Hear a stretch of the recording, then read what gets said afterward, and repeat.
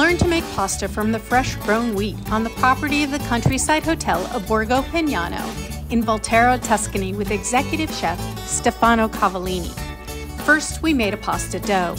We used 2 kinds of flour, double milled durum wheat and semolina. We made a well and added 2 eggs. We mixed the flour into the eggs.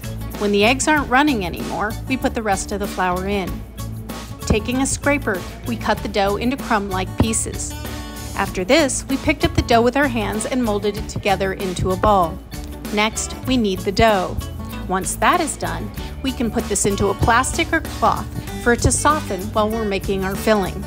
For this filling, we used chopped chard leaves, which were sautéed with garlic and olive oil. We added ricotta cheese, then Parmesan cheese and salt, grated in a little nutmeg, and mixed this together. We rolled out our pasta, slimming it down first so it can go through the machine. Sprinkling it with a little flour, we try and make it into a rectangular shape. We pass the pasta through multiple times as it becomes thinner and longer each time. If it gets too soft, we add some more flour.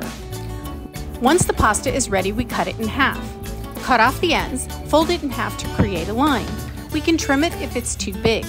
We can save the scraps for other uses. We put the filling on the line in the middle using the spoons. As an alternative, we can use a piping bag. With a pastry brush, we add an egg wash to the pasta around the filling and neatly fold the pasta over the filling using our fingers to press around the soon-to-be raviolis. We can cut them in a half-moon shape, or we can cut them into squares and seal the edges with a fork. We place them in a pan with parchment paper dusted with flour until we are ready to cook. To cook them, we bring a pot of water to boil and add some salt to that water. With unsalted butter in the sauté pan, we drop some of the boiling water in with the butter in the pan and add some sage. We delicately add the ravioli to the boiling water.